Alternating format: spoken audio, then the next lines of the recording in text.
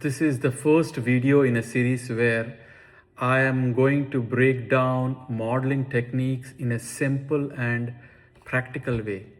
Not theory for the sake of theory, but how these models are actually used when we build real systems.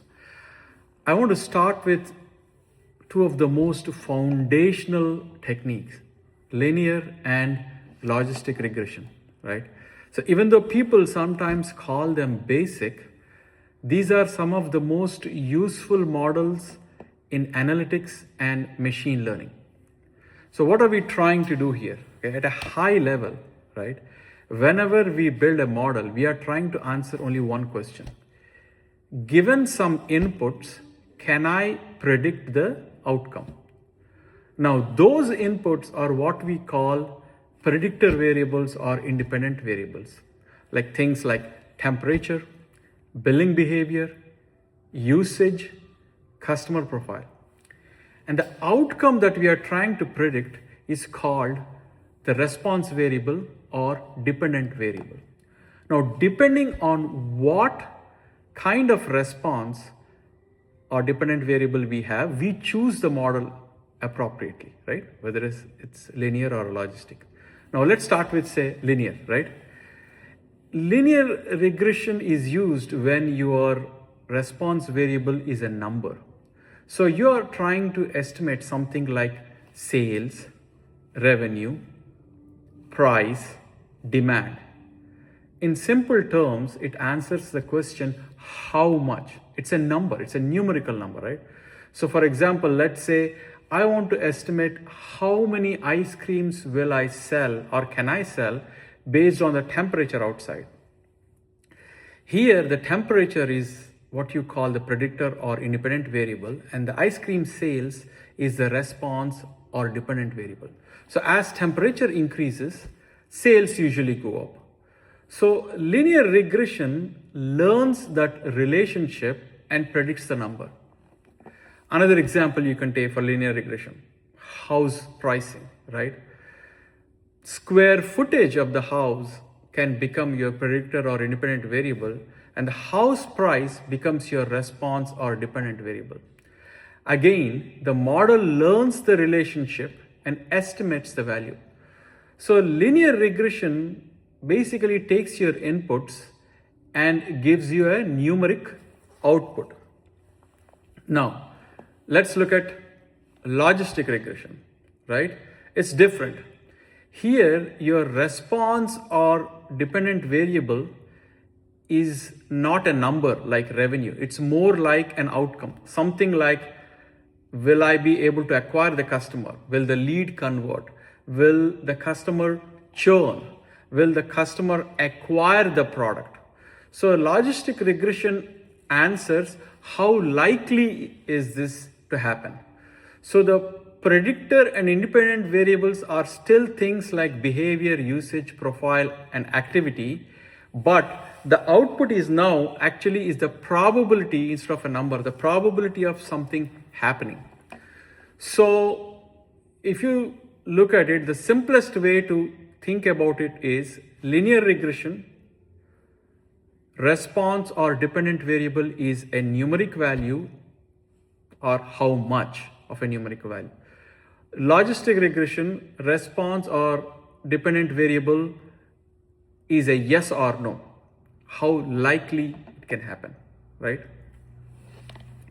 So how does logistic regression work in practice, right? In practice, we take multiple predictor variables or independent variables and feed them into a model. The model looks at patterns across all of them and produces a likelihood or score. And that score can be used directly or translated into something more business friendly. Let's take, for example, a telecom churn example, right? One of the major problems that I worked on was churn, meaning which customers are likely to leave. Now here, the response or dependent variable is a yes or no. Likelihood of churning. Now you can always turn that into a churn propensity scale eventually. but the likelihood of the churn, right?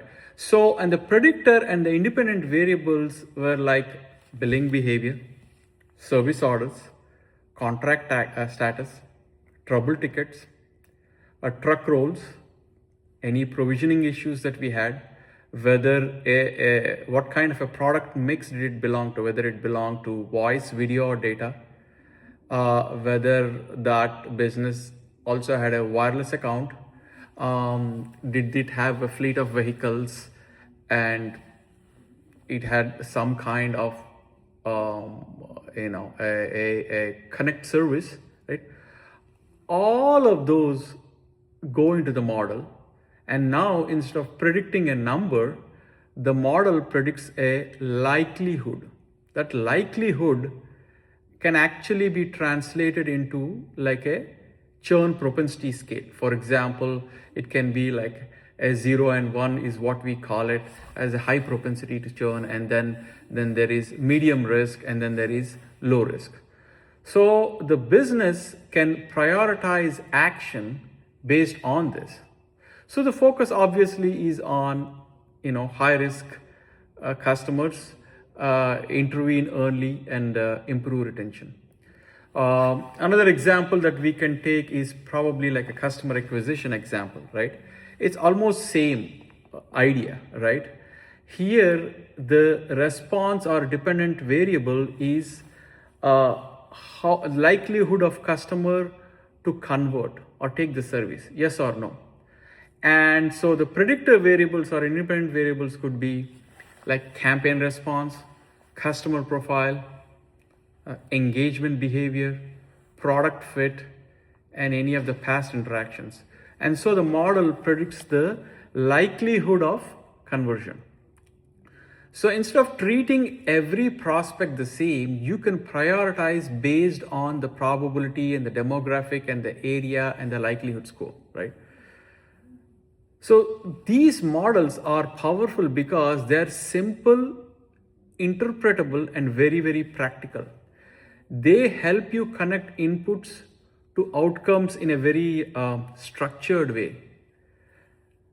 And before you move into any of the complex AI models, this is where everything starts actually.